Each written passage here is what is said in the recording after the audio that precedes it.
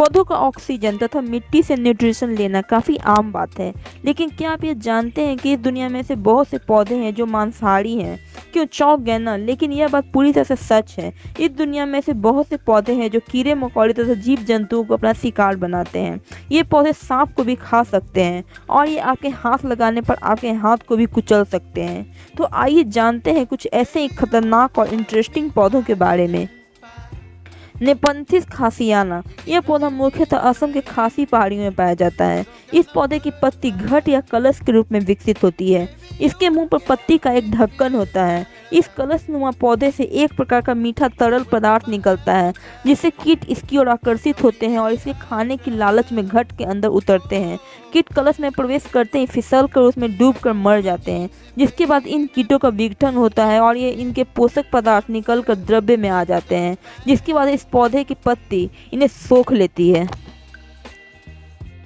Drosera, ये हमारे देश के अनेक भागों में पाया जाता है।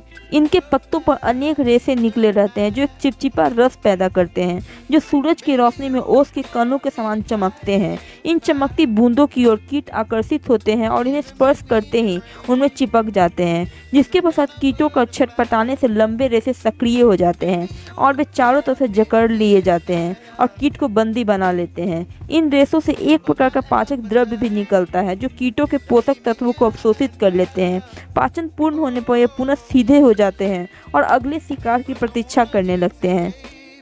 यूट्रिकुलेरिया, ये एक मांसाहारी पौधा है जो भारत के अधिकांश जलाशयों में मिलता है। यह पूरा पौधा पानी के नीचे रहता है और इसकी पत्तियां बहुत अधिक खंडित होती हैं। इनकी नोक पर एक थैली जैसी संरचना होती है जिसमें सूक्ष्म प्राणी पकड़ लिए जाते हैं जो जलधारा के साथ आते हैं। थैली का खुलना तथा बंद होना एक वॉल्व की तरह संचालित होता है। शिकार के पच जाने के बाद वॉल्व खुल जाता है और अगले शिकार को पकड़ने के लिए तैयार हो जाता है।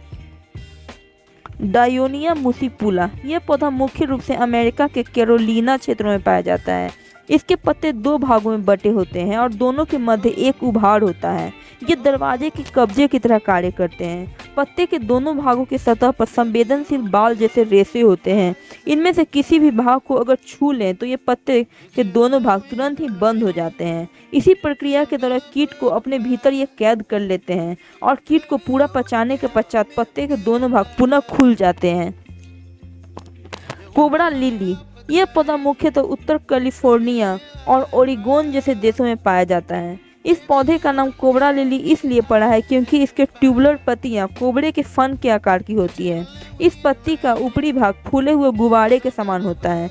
इस फूले हुए गुब्बारे के नीचे एक छोटा सा रास्ता होता है जहां पर कीट आकर बैठते हैं और इसमें फंस जाते हैं। आपको यह बात जानकर हैरानी होगी कि जितना यह पौधा जहरीला होता है उतना ही उपयोगी भी है। इस पौधे का उपयोग औषधि के रूप में भी किया जाता है। इस पौधे का उपयोग गठिया जैसे रोगों, सांप के दंश और कुत्ते के काटने से बहुत सारे रोगों से बचाने के लिए भी किया जाता है। दोस्तों, अगर आपको हमारा ये आज का वीडियो अच्छा लगा हो तो हमें कमेंट करके ज़रूर बताइएगा, ताकि हम आपके लिए ऐसे ही इंटरेस्टिंग और नॉलेजेबल वीडियो बनाते रहें। Thank you.